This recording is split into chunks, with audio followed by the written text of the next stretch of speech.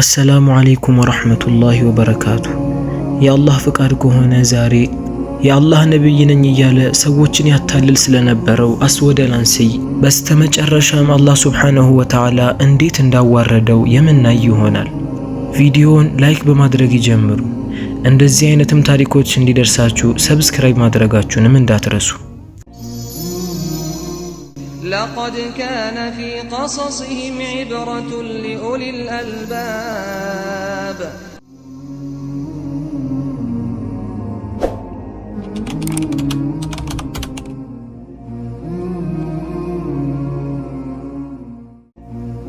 አንድ ቀን ነብዩ ሰለላሁ ዐለይሂ ወሰለም ሙዓዝ ኢብኑ ጀበልን አስጠሩት። ሙዓዝ ኢብኑ ጀበልም ነብዩ ሰለላሁ ዐለይሂ ወሰለም ለከባድ ነገር እንደፈለጉት ተገነዘበ። ወደ እሳቸውም ጋር ሄደና ሰላምታን አቀረበላቸው።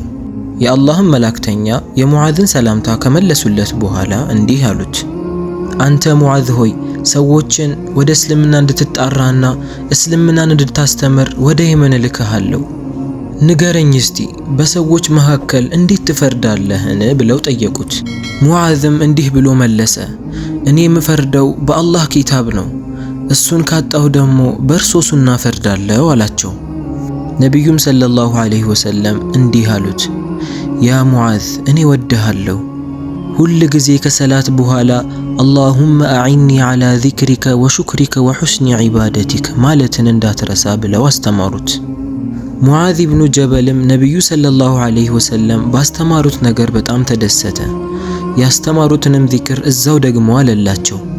ነቢዩም ሰለላሁ ዐለይሂ ወሰለም ለጥቀው እንዲህ አሉት፣ አንተ ሙዓዝ አስታውስ፣ ሁላችሁም ጠባቂዎች ናችሁ፣ በጠበቃችሁት ነገርም ትጠየቃላችሁን።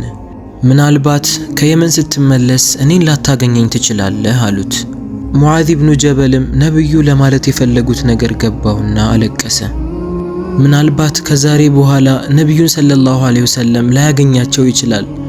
ነገር ግን የነብዩን ሰለላሁ ዐለይሂ ወሰለም ትዕዛዝ ተቀብሎ ወደ የመን ሄዶ የየመን ህዝቦችን ለማስተማርና ወደ አላህ ዲን ለመጣራት ጉዞውን ጀመረ። ሙዓዝም ወደ የመን ሄዶ የነብዩን ሰለላሁ ዐለይሂ ወሰለም አደራ መወጣት ጀመረ። ከተወሰኑ ዓመታትም በኋላ የየመን አብዛኛው ወጣቶች በሙዓዝ እጅ ሰለሙ። በመስጂድ ውስጥም ቁጭ ብሎ የአላህን ቁርአንና የነብዩን ሰለላሁ ዐለይሂ ወሰለም ሐዲስ ያስተምራቸው ጀመር። ሙዓዝም አቡ ሙሳ አልአንሳሪ የተባለ በዲኑ ላይ ጠንካራና ለእስልምናው ጀግና የሆነን ሰው አፍርቷል።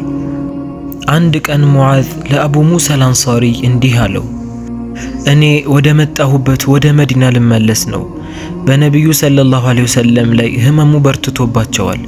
እሳቸውን ሳልገናኛቸው እንዳይሞቱ ፈራለሁ። አንተ እዚህ ሆነህ የኔን ቦታ ተክተህ ሰዎችን እውነተኛውን ዲን ታስተምራቸዋለህ። ነቢዩ ሰለላሁ ዐለይሂ ወሰለም ወደ የመን ሲልኩኝ ያስተማሩኝ አንድ ንግግር አለ። ሁላችሁም ጠባቂዎች ናችሁ፣ በጠበቃችሁትም ነገር ትጠየቃላችሁን። ከኔ የተማርከውን የአላህንና የነቢዩን ሰለላሁ ዐለይሂ ወሰለም ዲን ለሰዎች አስተምራቸው፣ በስራህ ላይ ሁሉ አላህ ያግዝህ አለውና ተሰነባብተው ሙዓዝ ወደ መዲና ተመለሰ። ነገር ግን ነቢዩ የተናገሩት ነገር እውነት ነበር። ወደ መዲና ሲመለስ ነቢዩን ሰለላሁ ዐለይሂ ወሰለም በህይወት አላገኛቸውም ነበር። ነቢዩ ሰለላሁ ዐለይሂ ወሰለምም ከሞቱ በኋላ አቡበክር ረዲየላሁ ተዓላ አንሁ የእሳቸውን ቦታ ተክቶ ሰዎችን ማስተዳደር ጀመረ።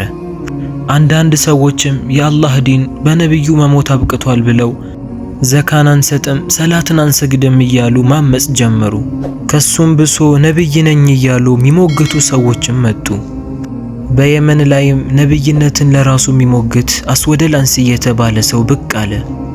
ይህም ቀጣፊ ነብይ ነኝ ባይ እንዲህ ይል ነበር፣ ሙሐመድ ዘካ እያለ ንብረታችሁን ይወስድባችኋል፣ እኔ ግን የእናንተን ንብረት አልወስድም፣ እንደውም የኔን ዲን ከተቀበላችሁ ንብረትን እሰጣችኋለሁ።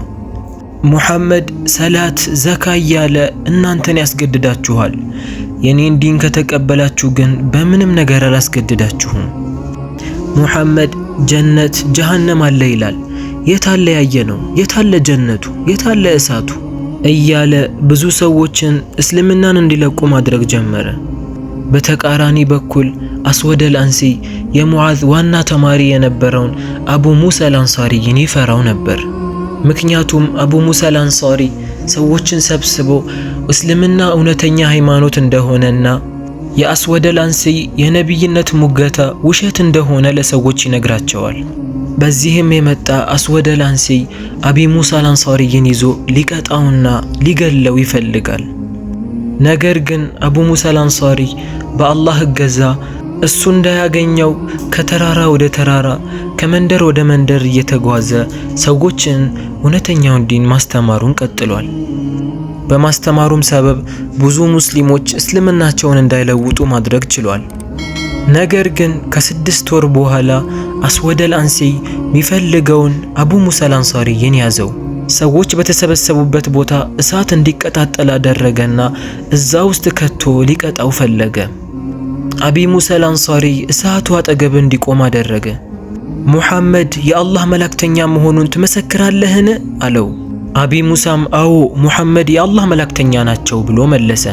እኔስ የአላህ መላእክተኛ መሆኔን ትመሰክራለህን? ብሎ ጠየቀው። እኔ ደንቆሮ ነኝ መስማት አልችልም ብሎ መለሰለት። አስወደል አንሲም በጣም ተናደደና ለመጨረሻ ጊዜ ነው የምጠይቅህ፣ እኔ የአላህ መላእክተኛ መሆኔን ትመሰክራለህን? ብሎ ጠየቀው። ደንቆሮ ነኝ መስማት አልችልም ብሎ ድጋሚ መለሰለት። አስወደል አንሲም እሳት ውስጥ ጨምሩት ብሎ አዘዘ። በዚህ ሰዓትም አቢ ሙሳ አልአንሳሪ እጁን ከፍ አድርጎ እንዲህ አለ፣ እሳት ያለ አላህ ፍቃድ አታቃጥልም ብዬ እመሰክራለሁ፣ ስለትም ቢሆን ያለ አላህ ፍቃድ አይቆርጥም ብዬ እመሰክራለሁ አለ። በዚህ ሰዓትም የአስወደል አንሲ አማካሪዎች መጥተው እንዲህ አሉት፣ ምናልባት እሳት ውስጥ ገብቶ እሳቱ ባያቃጥለው እኛ ውሸት ላይ እንዳለንና እሱ እውነት ላይ እንዳለ ሰዎች ይገነዘባሉ። እሳት ውስጥ ጨምረነው እንኳን ቢያቃጥለው ራሱ ባለው ቁርጠኝነትና ጀግንነት ሰዎች እኛን እንዳይሸሹ እንፈራለሁ። ሌላ ሐሳብ ብንፈልግ ይሻላል አሉት። ሌላ የተሻለ ሐሳብ ምን አለ ብሎ ሲጠይቃቸው አንደኛውም ከሀገር ብናባረረው ጥሩ ይመስለኛል፣ እሱ ከሀገር ከወጣ ሚረብሸን ሰው ስለሌለ ሰዎች እኛን ይከተሉናል አለው።